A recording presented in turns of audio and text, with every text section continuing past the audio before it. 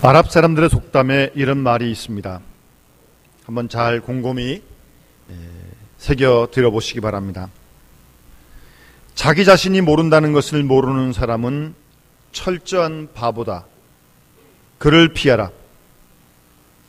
자기 자신이 모른다는 것을 아는 사람은 단순한 사람이다. 그를 가르쳐라. 자기 자신이 알고 있다는 것을 모르는 사람은 잠자는 사람이다. 그를 깨워라.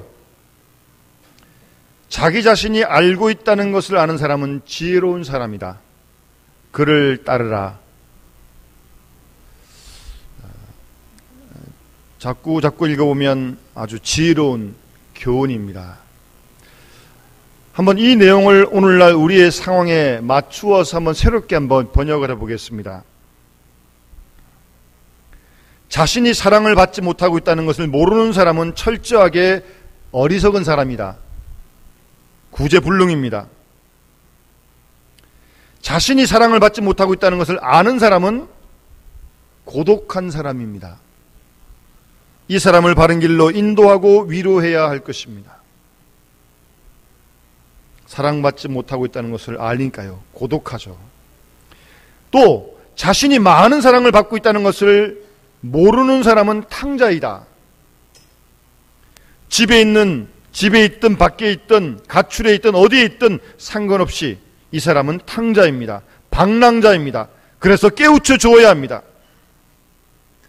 많은 사랑을 받고 있으면서도 자기가 사랑받고 있다는 것을 모르고 있습니다. 바로 거기에 문제가 있습니다. 여러분, 세상에 어느 자식이 부모님의 사랑을 받고 있지 않는 자녀가 있겠습니까? 엄청난 부모님의 사랑을 받고 있으면서도 정작 자녀들은 그것을 모르고 있습니다. 그렇기 때문에 불행합니다. 슬퍼하고 탄식하고 고독해하고 절망하고 있습니다. 여러분, 우리가 얼마나 큰 은혜와 사랑 가운데 날마다 살아가고 있습니까? 모든 순간이 하나님의 은혜와 사랑의 순간인 줄로 믿습니다. 그런데 그 사실을 모르고 있는 한 계속 불행할 수밖에 없습니다. 혹 그런 사람이 주위에 있다면 깨우쳐 주어야 합니다. 하나님이 당신을 사랑하고 있다고요. 당신은 사랑받는 존재라고요. 깨우쳐 주어야 합니다. 그것이 그에게 복음이기 때문입니다. 또한 자기가 사랑받고 있다는 사실을 아는 사람, 그리고 그 사랑에 대해서 바른 깨달음과 응답과 바른 자세를 가지고 있는 사람이 있습니다. 이러한 사람이 지혜로운 사람이요, 사람다운 사람이요, 은혜를 아는 사람이요, 그리스도인입니다. 여러분, 그리스도인이란 어떤 사람입니까? 우리가 하나님 안에 있다는 것을 아는 사람입니다. 내가 하나님의 은혜 가운데 있다는 것을 아는 사람입니다. 내가 하나님의 엄청난 보호하심과 긍휼과 사랑 안에 지금 있다는 것을 알고 시간 그 사랑을 간증하며 시간 그 사랑을 새롭게 깨닫는 사람이 그리스도인입니다. 그 사랑을 확증하며 날마다 그 사랑을 전하며 사랑하는 행복한 그리스도인의 모습입니다.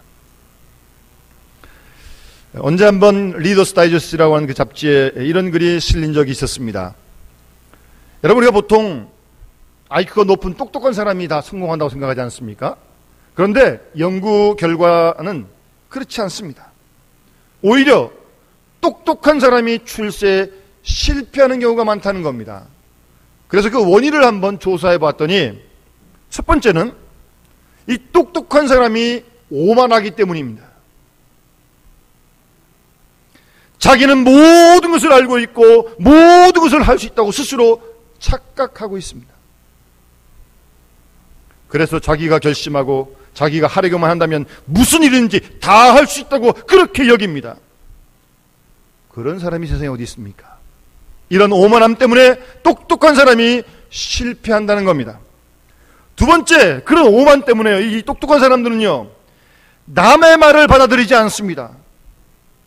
전혀 듣지 않습니다. 그러니 홀로 고독할 수밖에 없죠. 다른 사람의 경험을 완전히 배제하고 자기 머리만 의존합니다.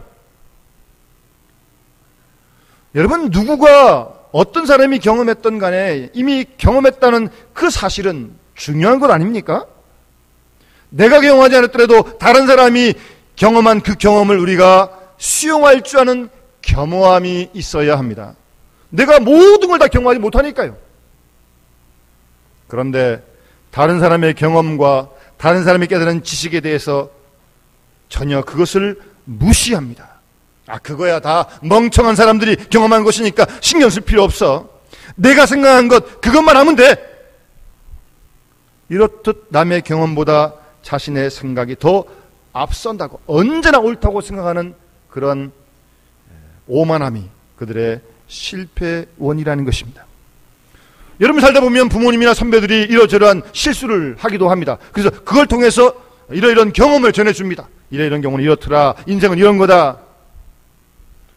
그래도 그렇게 말씀해 주시면 최소한 절반 정도는 받아들여야 되는데 전혀 듣질 않습니다. 멍청한 사람이니까 그렇게 경험했지, 똑똑한 나는 절대 안 그래 라고 자신만만해합니다. 그러다가 실패하는 겁니다. 그리고 세 번째, 이 똑똑한 사람들은요, 아주 무모합니다. 내게는 어떤 계략이 있어. 그리고 자기 행동에 대하여 미리 생각해 놓습니다. 그리고 그 생각대로 다 될 줄로 합니다. 여러분, 세상의 일이 자기 생각대로 다 되는 사람이 누가 있습니까? 여러분 다 경험하지 않습니까? 그런데도 불구하고 장차 일이 이렇게 될 거라는 예감이 온다 그러면서 자기가 절대 옳다. 그래서 아주 무모하게 도전을 합니다. 여러분, 사람은요, 누구나 가만 보면 한 가지 재능씩 다 가지고 있어요. 어떤 사람은 건강, 어떤 사람은 지혜를 가졌고, 어떤 사람은 운동으로, 어떤 사람은 공부로, 다 자기 나름대로 어떤 은사가 있어요. 그런데 한 사람이 모든 걸 다 가질 수 없습니다. 공부도 잘하고 운동도 잘하고 사업도 잘하고 모두 잘하고 그런 사람이 어디 있습니까?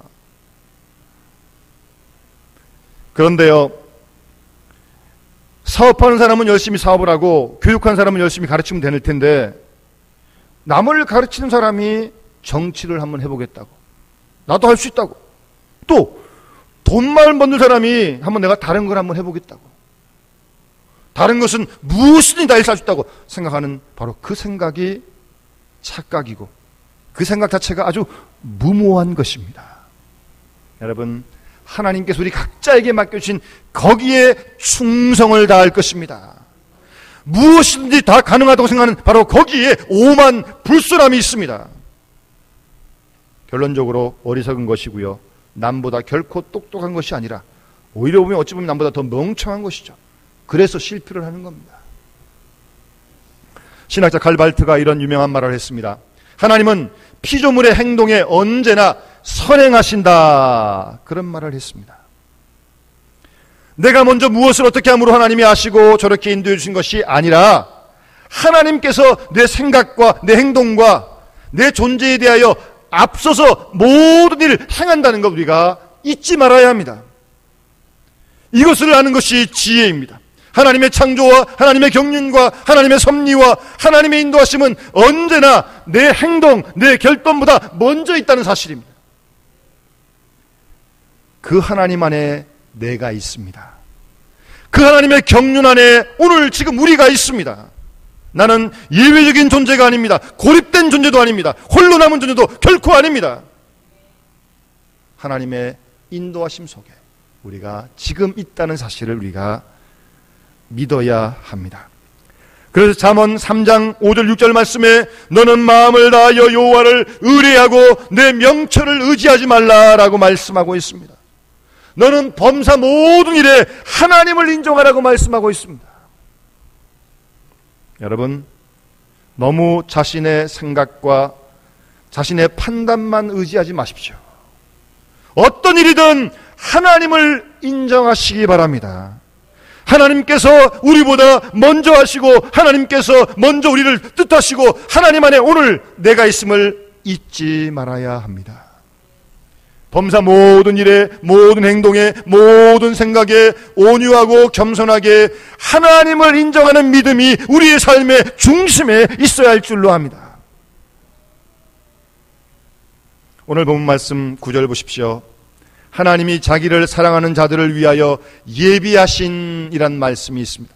한번 따라합시다. 하나님이 자기를 사랑하는 자들을 위하여 예비하신. 하나님께서 하나님을 사랑하는 자들을 위하여 예비하셨다고 오늘 본문은 분명하게 말씀하고 있습니다. 하나님의 이 예비하심 속에 오늘 우리가 있습니다. 하나님의 예비하심 속에 우리의 미래가 있습니다. 우리는 예비하신 그 미래를 향하여 오늘도 살아가고 있다는 사실을 잊지 말아야 합니다. 바로 이러한 하나님의 초월성을 우리는 인정하고 하나님의 지혜와 하나님의 자비와 하나님의 사랑의 높이와 깊이를 늘 감사하며 살아야 할 것입니다.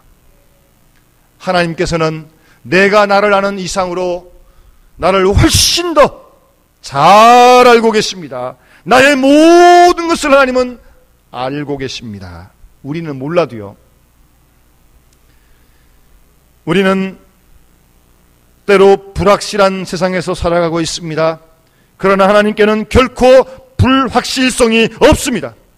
우리는 때로 스스로 어떤 미궁에 빠져버린 것처럼 생각하기도 합니다만 하나님께는 이런 미궁이 전혀 없습니다. 우리는 아무것도 모른 채 답답한 세상을 살아가고 있습니다. 그러나 하나님께서는 미리 아시고 우리를 지금도 인도하고 계신 줄로 분명히 믿습니다. 여러분, 지난날 인생을 한번 돌아보시기 바랍니다. 나는 아무것도 모른 채 그저 깜깜하기만 했는데 가만히 돌이켜보니까 우리를 향하신, 나를 향하신 하나님의 계획이 얼마나 많았는지요. 하나님께서 오늘의 나를 위하여 완벽한 작품을 만들어 놓으신 것입니다. 거기에는 우연도 예외도 하나도 없습니다. 하나님께서는 인간의 존재와 그 자체, 그 성격, 운명 다 아시고 우리를 한 걸음 한 걸음 인도하시는 선한 목자신 하나님이신 줄로 분명히 믿습니다. 여러분, 욥은 욥기 23장 10절에 이렇게 고백을 합니다. 나의 가는 길을 오직 그분이 하신다. 그가 나를 단련하신 후에 내가 점근같이 나오리라고 이렇게 고백하고 있습니다. 아시는 대로 욥은 엄청난 고난을 당했습니다. 가족을 잃어버렸고 건정을 잃었고 명예도 잃었고 말할 수 없는 고생을 합니다. 그 가운데서 욥이 고백을 합니다.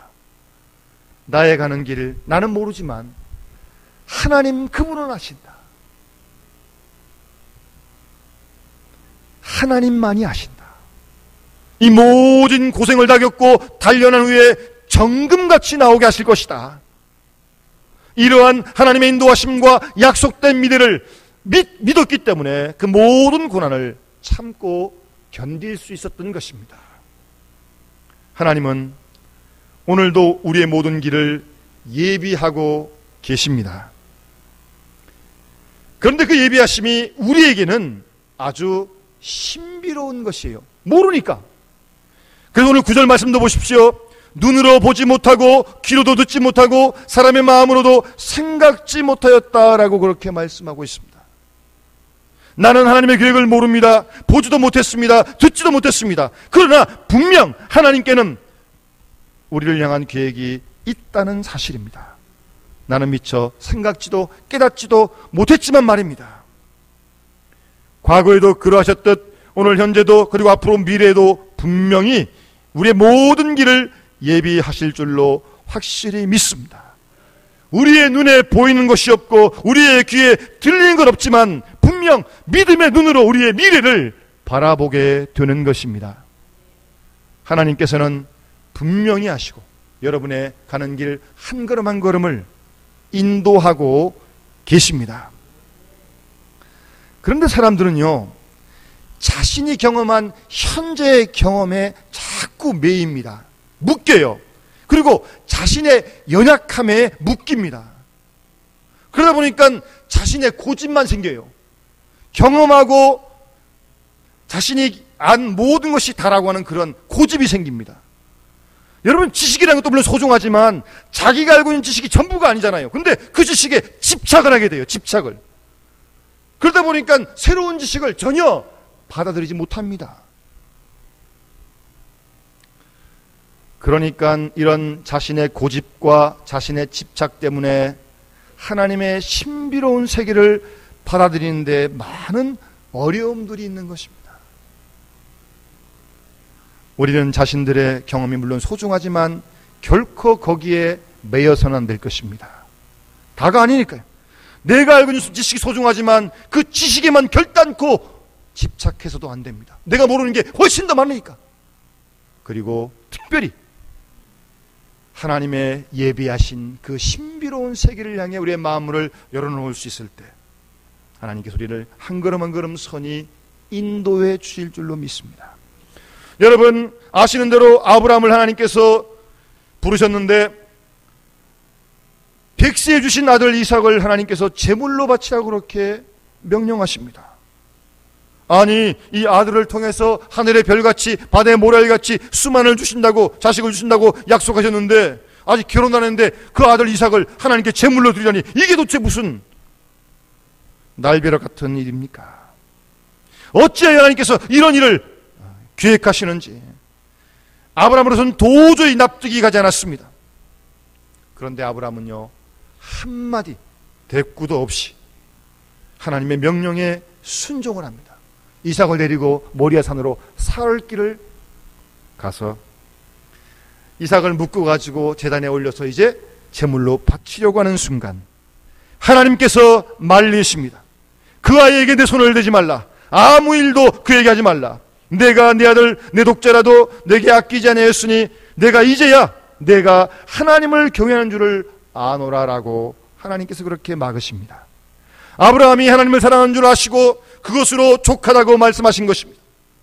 문득 아브라함이 뒤를 돌아보니까 그곳에 수양 한 마리가 숲풀에 뿔이 걸려 있어요. 하나님께서는 이렇게 제물까지 준비해 두셨던 것입니다. 그제야 아브라함이 이 사실을 깨닫고 그 땅 이름을 여호와 이레라고 그렇게 명명을 합니다. 여호와께서 예비하셨다. 여호와 이레라고 그렇게 부르게 됩니다. 하나님께서는 이렇게 예비해 놓으시고 나를 부르셨는데 나는 그것도 모르고 그동안 얼마나 마음이 아프고 초조하고 불안했던가. 그런 자신을 회개하면서 여호와 이레, 여호와 이레, 하나님의 예비하심을 새롭게 깨닫고 간증하는 이런 고백을 하게 되는 것입니다. 여러분들은 생활 속에서 하나님의 예비하심을 얼만큼 경험하고 사십니까? 그런 내용들을 좀 서로 간증하면 참 좋겠습니다. 우리는 우리의 생애의 순간순간, 아니 지금도 하나님께서 이미 예비하고 계시다는 사실을 새롭게 늘 깨달아야 할 줄로 분명히 믿습니다. 여러분, 요나가 니느웨로 가라고 하는 하나님의 명령을 거역하지 않습니까? 그러다가 어쨌든 바다로 던져지고 물고기 속에 들어갔다가 나와서 다시 이제 니느웨로 가는데요. 요나서 1장 17절에 보면 여호와께서 이미 큰 물고기를 예비하사라고 말씀하고 있습니다. 하나님이 큰 물고기를 예비해 놓으셨어요.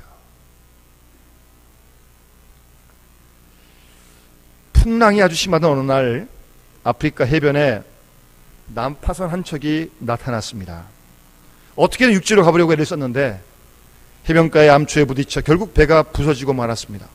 사람들이 다 물에 빠져서 허우적거리고 있는데 멀리서 바라보던 그 주민들이 안 되겠다 싶어서 이제 구명선을 가지고 와서 그들을 한 사람 한 사람 다 이제 구조를 합니다. 그런데 다 구조하고 이제 한 사람이 남았는데 이 한 사람을 태웠다가는 이 구명선이 가라앉을 것 같아요.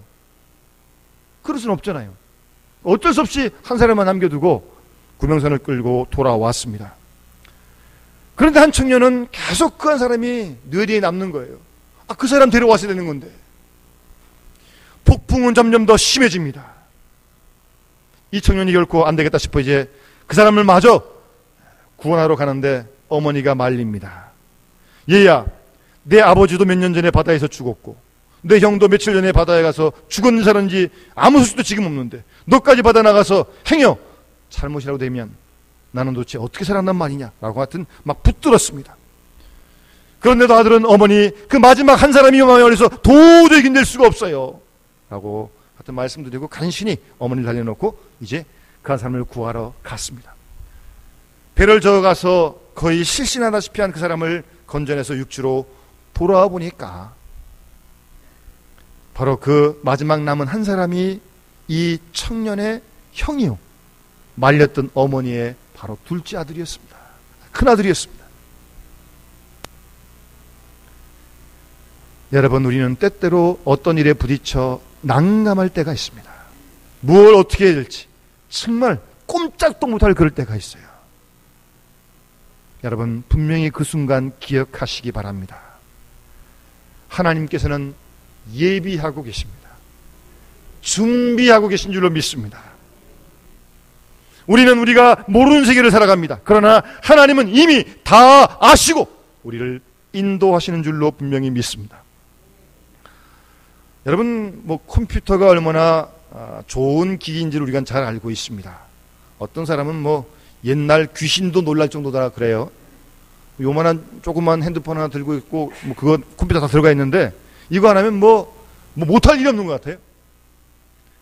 그런데 여러분, 그 컴퓨터가 아무리 신비해도요, 그 컴퓨터 안에 어떤 사람이 그 소프트웨어를, 프로그램을 만들어가지고 안에 장착을 시켜야 쓸 수 있는 거예요. 그 프로그램 없으면 못 쓰는 겁니다. 결국 인간이 만든 프로그램 그대로 가지고 그 컴퓨터가 작동하고 있는 거예요. 여러분, 우리는 지금 이 하나님의 프로그램 속에 있습니다. 근데 그걸 우리 잘 몰라요. 잘 몰라요. 그래서 때로 불안해하고 염려하는데, 하여튼 그래도 분명한 건 우리가 이 하나님의 프로그램 속에 오늘 내가 있는 줄로 믿습니다.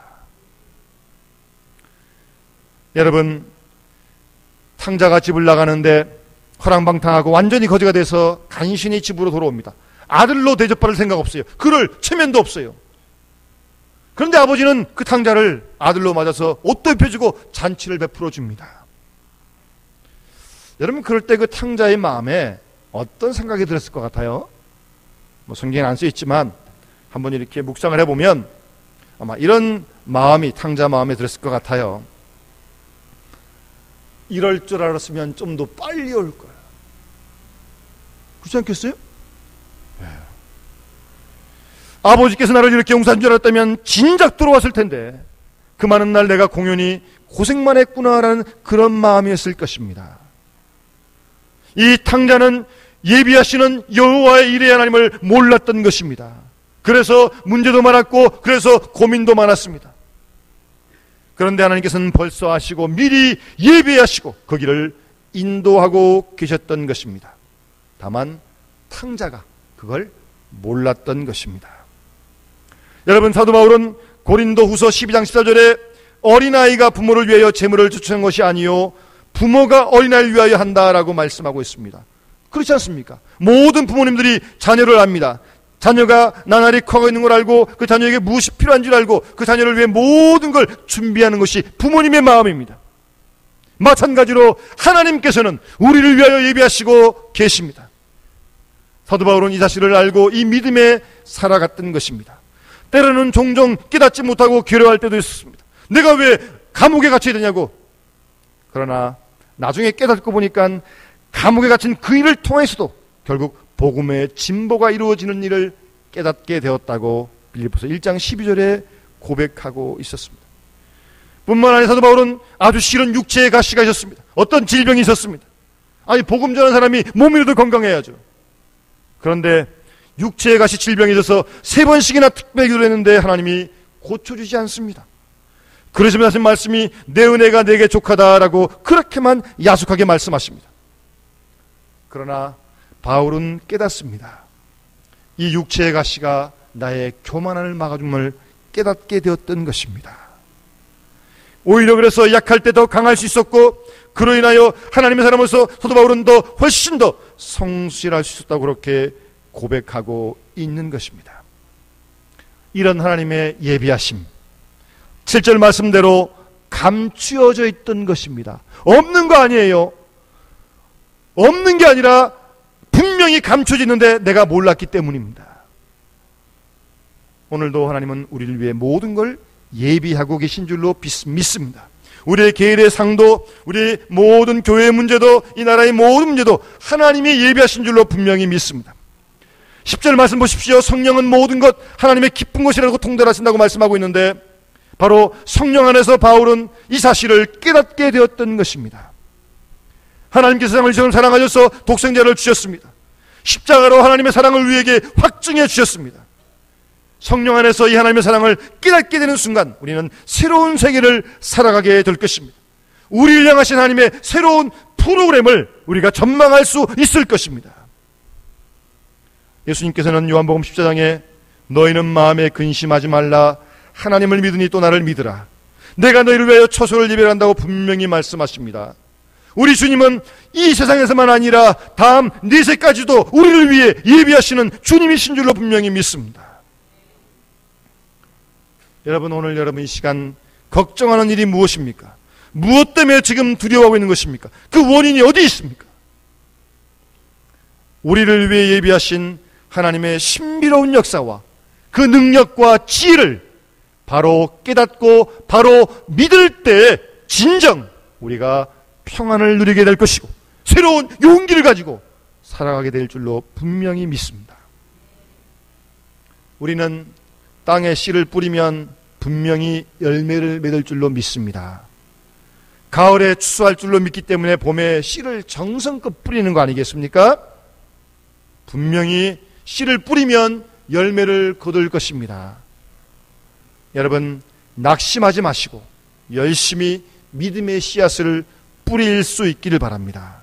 주께서 우리를 위해 모든 걸 예비하셔서 한 걸음 한 걸음 정확하게 인도해 주실 줄로 분명히 믿습니다.